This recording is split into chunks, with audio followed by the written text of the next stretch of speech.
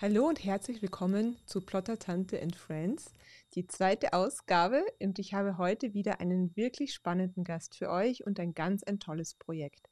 Die liebe EllyMae von Silhouette Secrets Plus ist bei uns und wird mit uns ein tolles Projekt mit dem neuen Silhouette Curio 2 umsetzen. Wir schneiden Kopierpapier, wir schauen uns genau das elektrostatische Bett an und werden gemeinsam eine wunderschöne Papierblume basteln. EllyMae hat uns einige Tipps und Tricks mitgebracht und ich würde sagen, ich stelle sie euch jetzt auch direkt vor.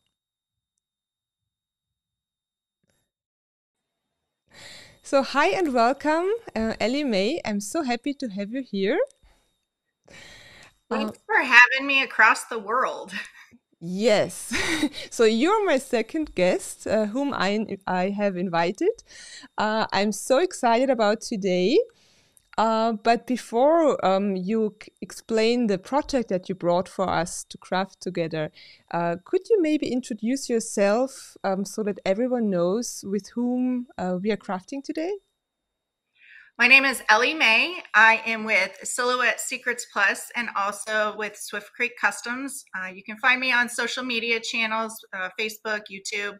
I have been teaching Silhouette since 2016, and I really focus on troubleshooting and just teaching users how they can work with their machines and work with the Silhouette Studio software. I'm a crafter at heart. I'm a creator. I'm a maker. I don't it didn't start as a business for me, but it has grown into, I've been to Hawaii, that's where I've met, and we have hatched this plan to get together and craft together. So it's taken me all over the world, and it's just been so interesting to meet all the Silhouette users. So that's kind of what I do, and I just like to make crafts. That's so interesting. I also started in 2016 and it was never a plan to become a profession or a job or something I Right. deal with every day. So sounded very familiar. Yeah. And um, amazing yeah, where it takes us. yes, exactly. Around the world, you already said, and now we're connected between the US and Europe. And as you said, you're mainly crafting with Silhouette. I guess we can expect a project created on a Silhouette machine. Yes, I am excited to share some of the aspects of the new Curio 2. For years, I've worked with the Silhouette Curio 1, and I took it and did all of its paces. And so I've taken that knowledge, even though it is a completely different machine than the first model. It has some Hmm. new technologies that I'm so excited to share about. It has the electrostatic bed, and that allows you to cut materials, thin materials. It's really designed for a thin material, but it holds it by an electrostatic charge, not a sticky mat. So it is really fun. I've made a lot of neat things that you really couldn't do before easily. So I wanted to share how easy it can be and how much fun. Excellent. I have to admit, I never used Courier 1, but I'm very happy with Courier 2. That's the only machine I never touched myself. It is very different than this new model that they have released. So um, Yes, yes.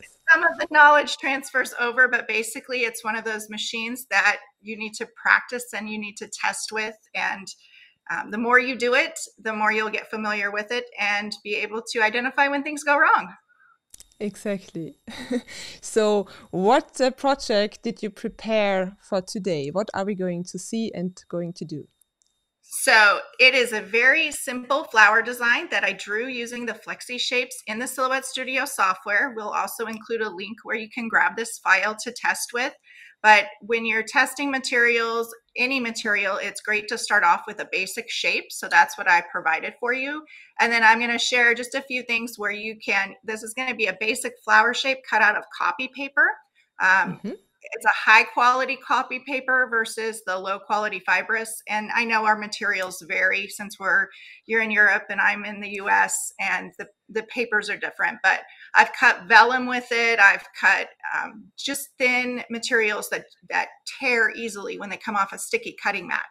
So the electrostatic bed is really awesome for that. So I'm going to show you some tips on how you can take this simple flower shape and make it, 3D and pop up and add some color to it. Great. I'm so curious to see all your tips and tricks and hints and hacks. And also to maybe know a little bit more about Curio too, which I myself might not have figured out yet. We will see. So I'm curious. EllyMae, should we switch camera angles and to go to your machine that we can start right away, or is there anything else we need to, or all the audience should prepare when they want to join us in crafting? Besides no, I think either the machine's a great place to start with. Okay, so we go there and we just go to your machine. Oh. Yes, there it is. I think it looks beautiful. It's a beautiful machine. Very large machine. Yes. So the Curio 2 is a large machine. You can see on my camera is actually quite a bit up high. It is about 24 inches wide, and it is a flatbed cutter. And then it's really hard to see, but it comes with the electrostatic bed. This is what it'll run an electrostatic charge when it is turned on.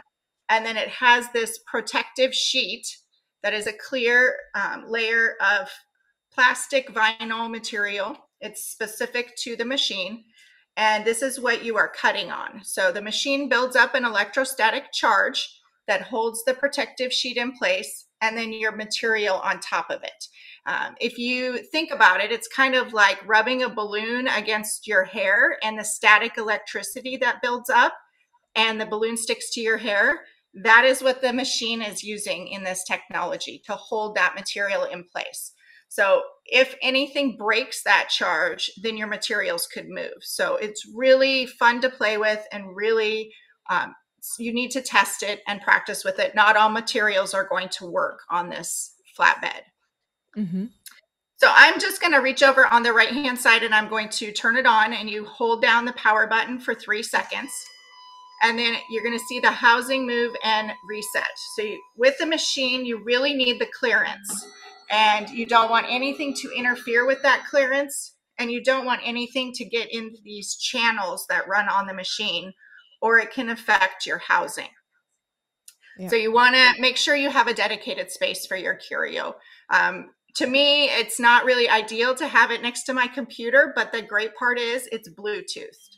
So you are able to Bluetooth from your computer.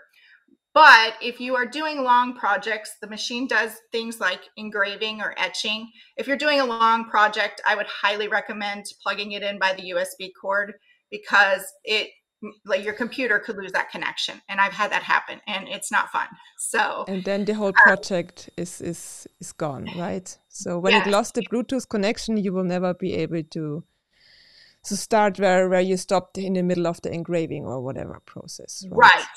And for me, I always kind of go big, which I don't recommend for a beginner, but I do large projects, which sometimes could take like 3 hours to etch. And when you get into 2 hours and 30 minutes and your computer turns that Bluetooth off, there are a few words said. So you just have to get over it and try again and plug it in with the USB connection.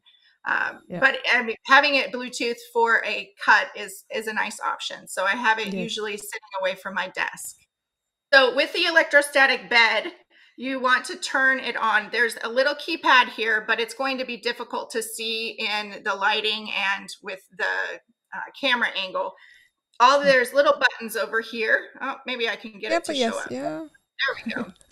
So the one that is the hardest to see, the electrostatic bed on and off button is either light white or bright white. And bright white means it's on, light white means it's off. So I usually have to shade my hands anyhow to see that bright white. And then once you do that, the electrostatic bed is going to start charging. And you want to make sure that your electrostatic protective sheet is flat and no bubbles. You cannot have it curled on the edges. because it'll break that charge. It has to be completely flat and smooth in order for it to maintain that charge. So this is the first thing, especially with the Curio 2.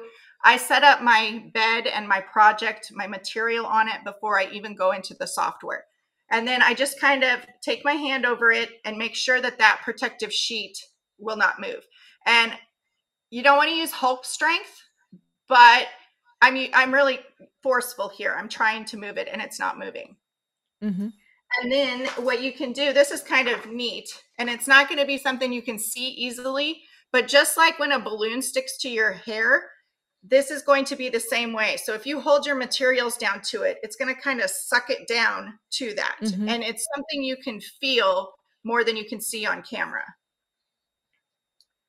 So I'm just going to place that in the top left corner, and I am going to smooth that out.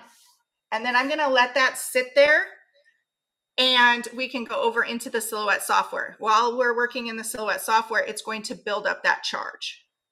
Okay. Sounds great to me.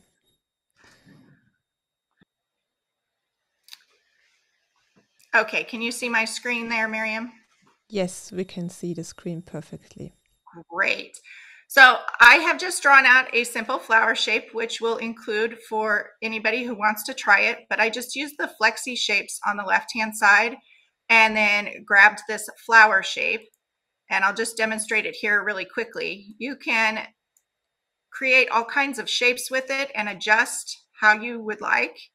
I will tell you, with the electrostatic bed, the smaller that your details are, you have to keep in mind that that electrostatic charge has to hold the material down. So the smaller your material or the smaller your cut is, the greater chance that it could lose that charge and move.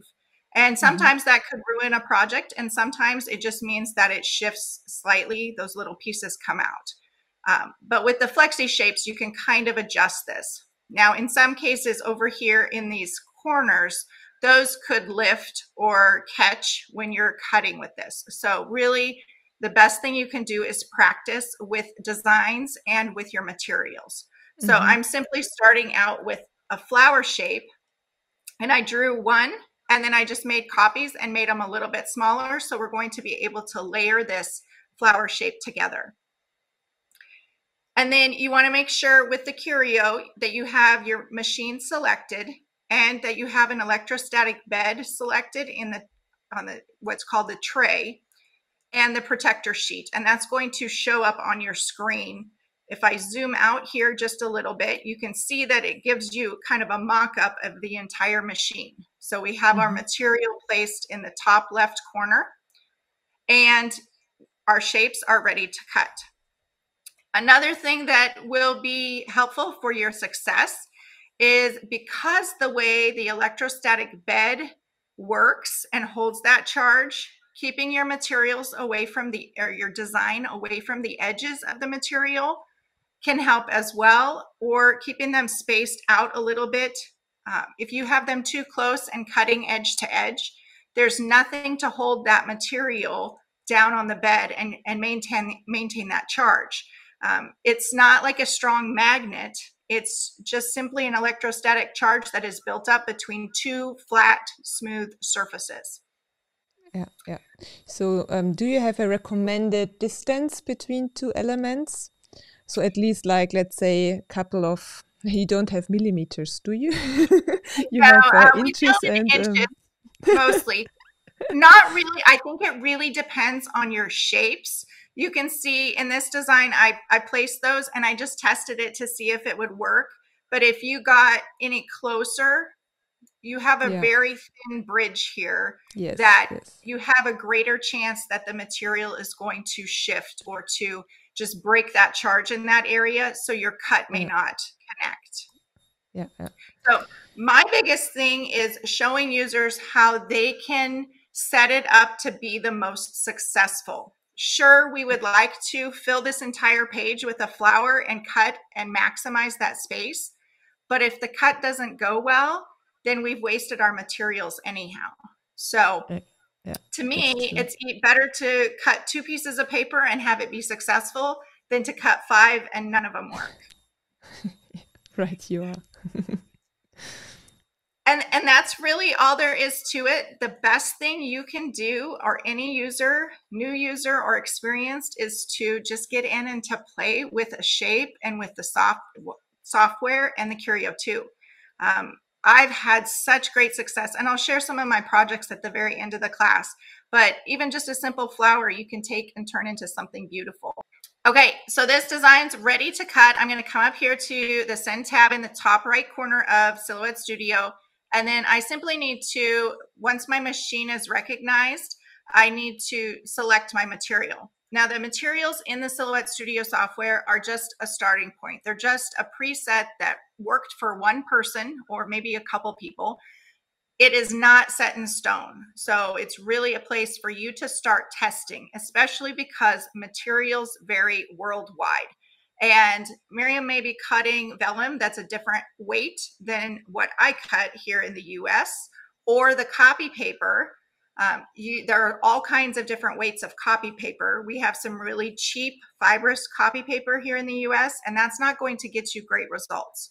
So I've had good luck with these settings, the copy paper, and the blade 2 worked. I did have to start increasing my force just a little bit because my blade is getting used. And the more you use your blade, the duller it gets. So you may have to play around with your settings. So this worked when I did the test before the video this morning, so that's what I'm going to go with. And we are ready to send, and I will switch back over to the camera, Miriam, so I can show the copy paper. So I'll stop sharing here. Great. Okay, so it's had time to build up the charge. Now, I talked quite a bit there, so it's usually not very long that it takes, 30 seconds to 60 seconds, depending on your materials and your bed. So you can see, if I used Hulk strength, I can move that. I'm going to set that back up, just smooth it back down. And then something I will say here is that humidity affects paper, and it will affect your materials. You do need your materials, let me see here, to be as flat as possible. So I'm going to, boy, it keeps moving on me. Of course, when I'm on the video, that's how it always goes. So we'll just give that a couple seconds. Don't use Hulk strength, but you do need to test that. And then once it's tested, we can switch back to the Silhouette Studio software, and I'll go ahead and send this design to cut. So one of the other neat aspects of the Curio 2 is that it is designed not just with the electrostatic bed, but it has a clearance of 20 millimeters, which is the most clearance of any craft machine out there. That doesn't mean it can cut 20 millimeters thick, but the maximum that can cut is, they say, 3 millimeters. That's going to take a lot of time and testing. But because of that, the housing is lifted, and that's why it's on an arm. And so it has that 20 millimeter clearance. The housing has to be higher. So we go through a different process when we send this. And in the bottom right corner, I'm going to click send, and then we should be able to see all the little windows. So with this Curio 2, it has this automatic material thickness detection. I'm going to show you turning that off. So I have it disabled here. And I go through this process because I want to see the numbers that the machine shows so that I can make sure that the lighting isn't affecting the reading of the thickness, the material isn't bubbled in an area. I want to get some readings on this thickness, and this has helped me to be more successful with the machine. So once I am here, I can go to send, and it's going to walk me through detecting that thickness. Now, if you're using a material such as etching on acrylic, or you're using clear sticker paper, or you're using something that is transparent or glossy, you need to set a piece of material like copy paper on top of it, because the camera that detects the auto height detection can get confused. So this is what it's telling you to do here. And the great part about it is the Curio windows walk you through everything. So especially for a beginner, it is great to start with. And then as you get more experienced, you can just continue to click next without looking at it all the time. But the next window is here with the detect thickness. And this is just my personal preference, but I like to detect the thickness and tell it where to detect that thickness so that I can get those readings. And I'll show you what that does here. So if I click on detect thickness, it will, once I click on this, we can switch over to the other camera. So yes. I'll switch there, and then I'm going to click detect thickness. And then what I'll do is I'll actually reach over here and I will, these little arrows here that are hard to see, you can move your housing. And when you move your housing, wherever you leave tool 1 is where it's going to detect that thickness. So you leave tool 1 here, then the housing under tool 2 is going to move over there and detect that thickness. So if I click it again, I can already tell you it's going to give me a different number. That time it didn't give me a different number. So what I try for, my goal is to get 2 of the same number. So it told me 2 millimeters each time. Okay, and the numbers I didn't see because I would have to change the screen, I guess, to the. So no worries. It's just we're talking about 2 millimeters, but I didn't see. Can I see it right now when I switch the camera to the screen? If you switch to the screen, yes, you should be able to see that. Yes, here I can see detected thickness 2 millimeters. Okay. Okay. Okay. So now I go back to the machine. Yeah, back to the machine. So I usually just try to detect the thickness 2 to 3 times. Just especially if I'm having problems with it, if something is not cutting right. But this gives me I can visually see what that thickness is on my material. So if I can find an issue before I get to cutting my materials, if there is going to be one. Or if it hasn't cut properly, I will also do the detect thickness. Now, this is just my process. If you use auto detect thickness, that's just fine. May I ask, so when, for example, you make 3 measurements and they deliver 3 different results, so what is then the action you take to solve the cutting problem? So what is, you know what I'm asking? So what you do when you realize there is a problem and something is not working? Okay, so if all 3 of my measurements are different, I'm going to do at least 1 or 2 more measurements just to make sure that it's not something. If I can't see on my mat that there's debris or there's materials on it or bumps or anything like that, I would probably take my material off and put it back on the electrostatic bed and try again.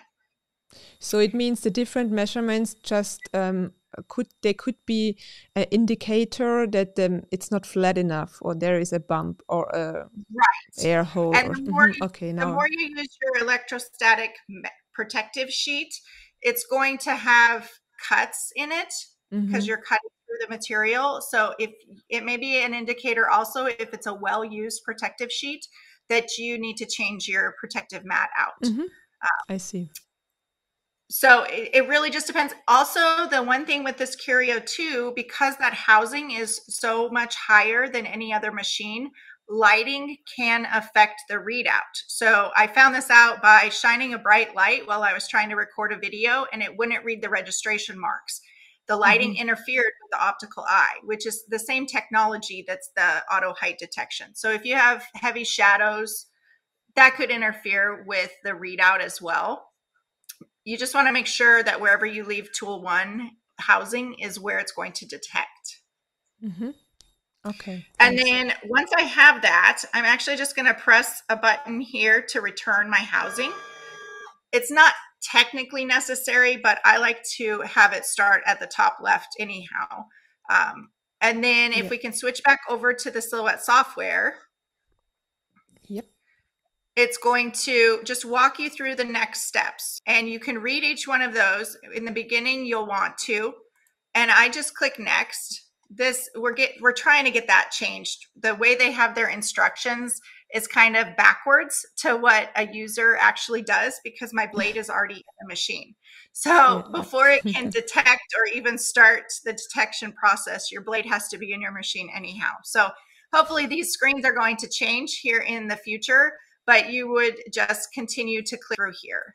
And it looks like they added a skip to send. That's new in the software.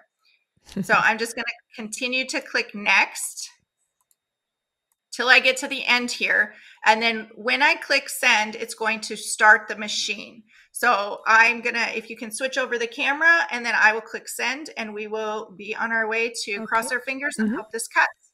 Okay, I changed it.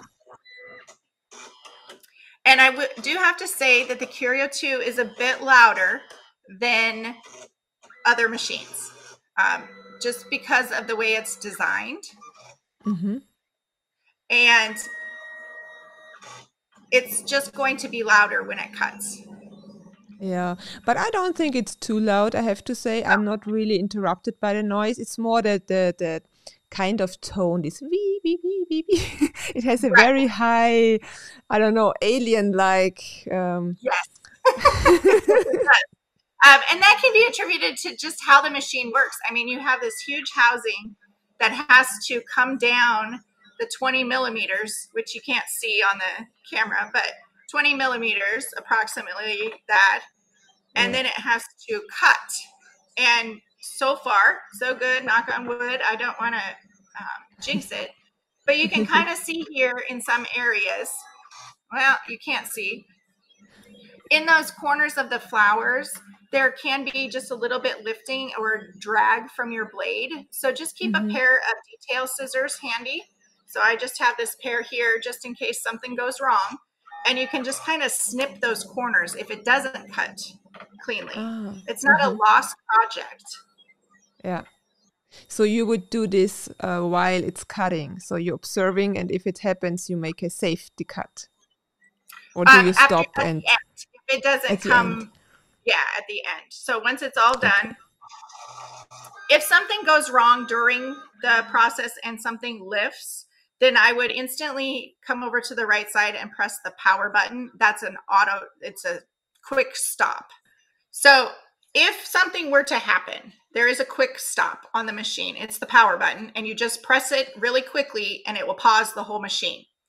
Your project is going to be lost, but it saves it from creating havoc onto your mat, or if the materials have lifted. Now, so there's no, sorry for interrupt, there's no way to stop it and start. So it's not pause, stop, pause, start. It's just stop and save everything from being totally smashed up. Right. Now, there is a pause if you want to continue the job. On the right side here, when your project is going right between these 4 arrows, there is a pause. It will pause it, but it leaves the housing where it is. So if you pause it and the housing's here, you really can't do much with it.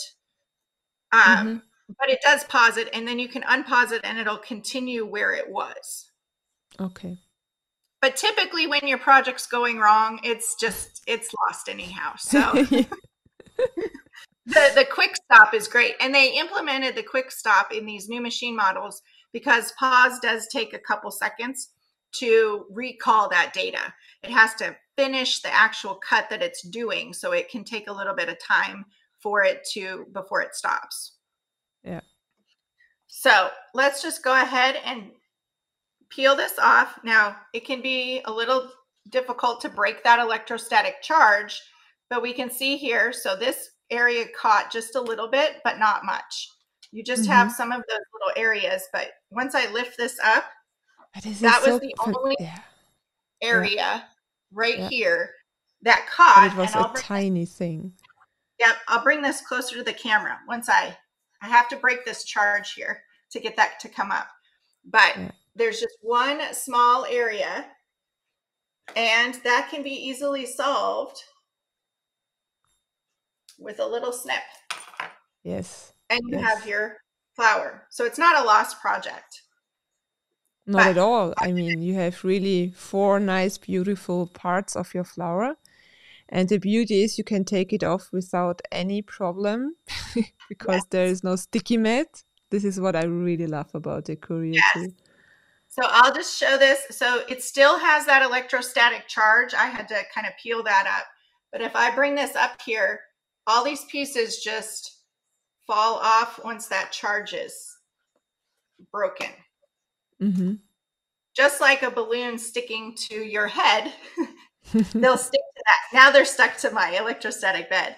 So that may not have been a good demonstration. So it doesn't turn itself off after the project is cut?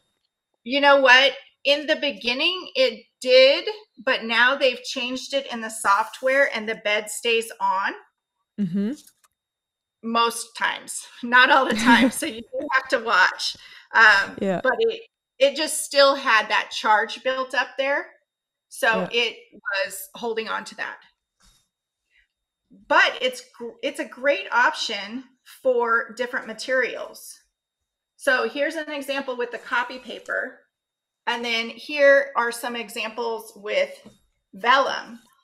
And this is what I'll show next is how to make out of those paper parts this beautiful flower. This is really beautiful. And you can do different things with them besides just let them sit on your shelf, but you could add them to a little gift bag.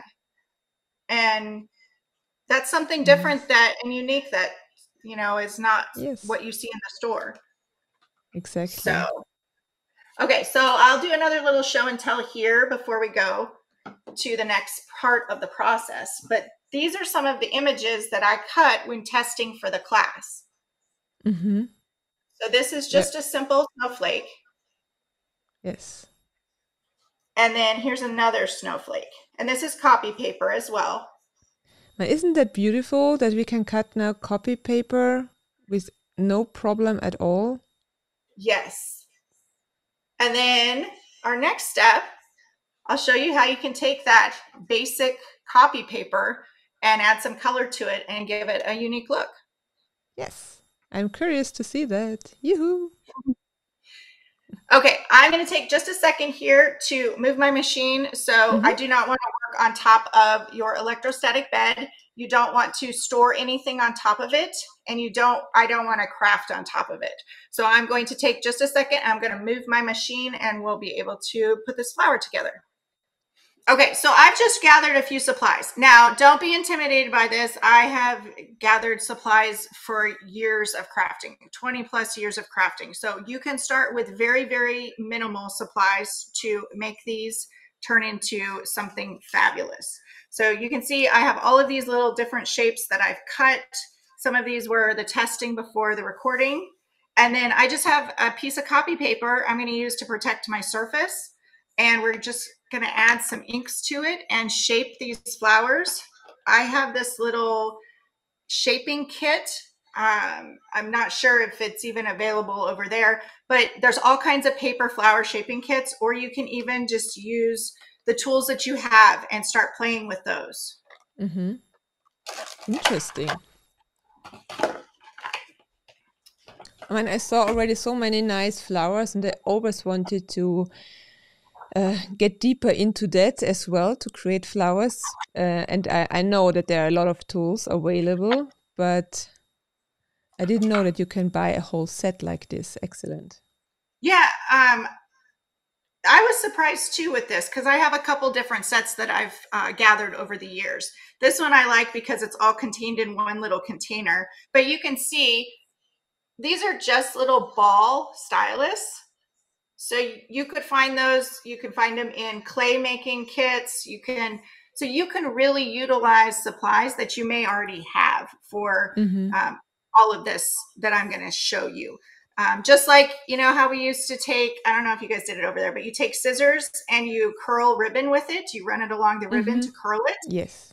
You can utilize some different tools to make your creations look better. So the first thing I'm going to do is I'm going to take just a plain ordinary sponge, and I have some color ink here, and I'm going to use the pink because I think it'll show it better on the camera. And then I have my copy paper to protect my surface, and you can color these however you would like. So I'm just going to start adding color all around, and you can get darker or you can't go lighter. So you want to start out with a very light hand at first, because you can always add color, but you can't take it away. Yes. But you have a cutting machine. If you have the Curio or even the Cameo 5 or Portrait 4 will have this electrostatic bed. You can just cut a new flower if you don't like it. But the one thing I will tell you is to keep going. Make the flower completely before you make a decision, and then walk away. Come back to it and decide if you still like it or not like it the next day. Because sometimes you can look at it and change your mind. And we're always the most critical of ourselves. That's a very good point, because it happened already often to me that I thought like, oh, this is not good. And then I looked at it later again, or much later, or a day later. And it really, when you're not so focused on what you had in mind anymore, actually you like it then better, maybe. Or yeah, so that's a really good advice, just to give it some time. I find, especially with paper flowers, because this does not look like anything what the end result is. So if you stop here, you never know what it might have been. Yeah.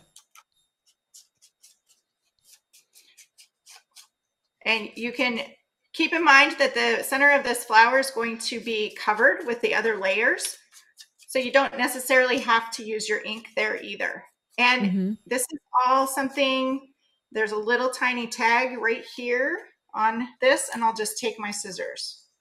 The other nice thing about flowers is that flowers aren't perfect in nature. So even if you do have a little bit that's like nicked or misshapen, all flowers are different. Yes.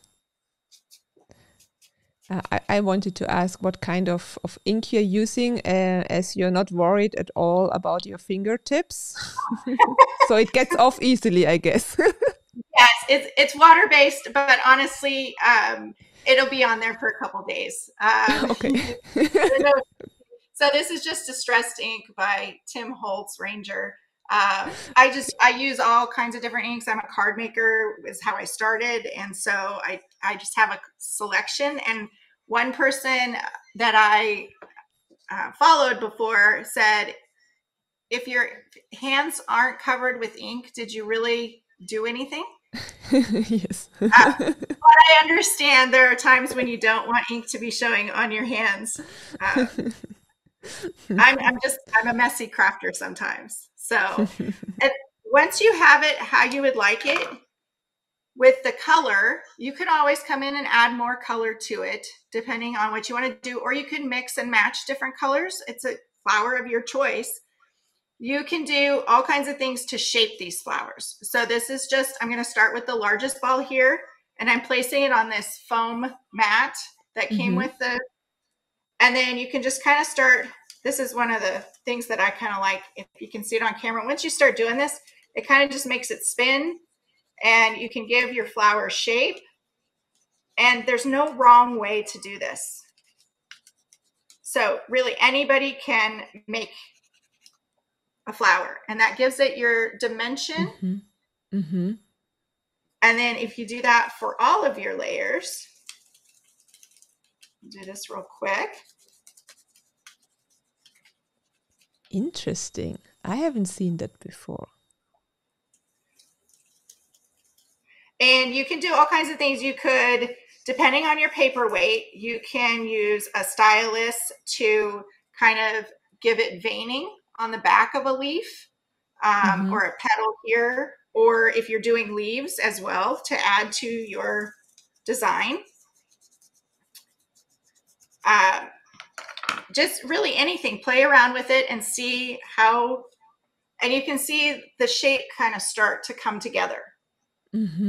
It looks like a water lily to me. Beautiful. Yeah. You could even look up a water lily on photos of that people have taken and create your own shapes, and you mimic that. Yes, you're right. So I have no idea what this little flower would be called. I just picked a few, 7 petals. I used the default. So really it's whatever you would want to call it. Another tool that I use is this little, it's just a paper shaper. I like it because it fits in my hand, but you can use anything from a spatula. Let me grab one. This is a little harder to work with in your hand, but it would work. So you're basically, you're taking it and doing the same thing as you do when you curl ribbon, and you just kind of curl your petals. And I'm doing this upside down if you want them to go the other way.